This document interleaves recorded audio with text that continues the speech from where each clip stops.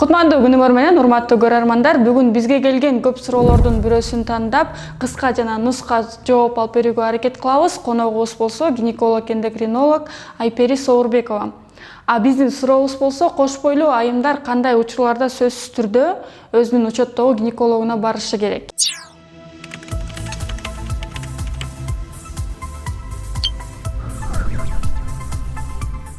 Саламатсызбы Перже? Саламатсыздарбы, Асель? Бизге көп суроолор келет да, мисалы үчүн табарсызлыгым үстү ооруп атат, асты ооруп атат, анан түйүлгөн сыяктуу болуп атат, анан эмне кылайын депчи. Негизи эле кош бойлуу айымдар кандай белгилерди байкаса дароо гинекологуна барышы керек? Эң жакшы, аябай актуалдуу суроо экен.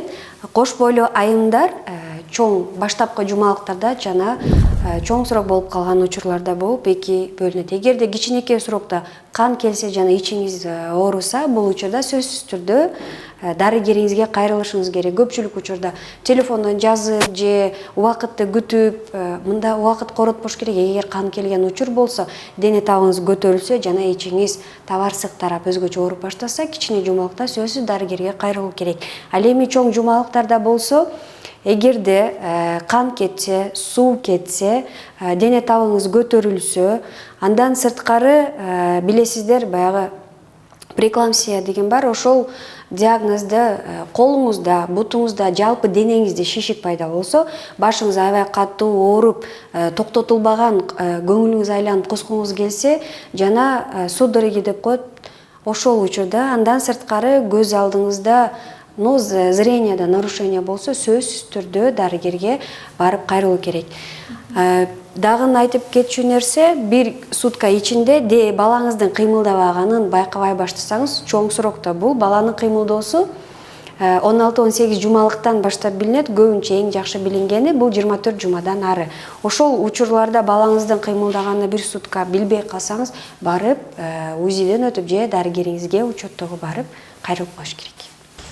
Демек, сиз санап өткөн ушул учурларда сөзсүз түрдө гинекологуна барыш керек, эч кандай интернет бирөөдөн чалып суроо деген болбойт. Албетте. Себеби сизди карап көрүп туруп, эч ким муну ичкиле же мындай деп. Эгерде түнү дарыгериңиз байланыша албай калсаңыз, көпчүлүк ушинтет же өчүк экен, же отпускада экен деп жакын өзүңүздүн жашаган жериңизге кайрылып, убакыт коротпостон барыш керек. Жада калса температура болгондон кош бойлуу учурда болбойт. Өзгөчө азыркы коронавирус болуп аткан учурда. Чоң рахмат. Урматтуу көрөрмандар, мен азыр кош бойлуу айымдар кандай учурларда сөзсүз түрдө гинекологуна кайрылыш керек деген суроого жооп алдым. Эгерде сиздерде дагы кандайдыр бир суроолор бар болсо, комментарийге калтырсаңыздар болот. Мен сөзсүз түрдө аракет кылып жооп алып берем.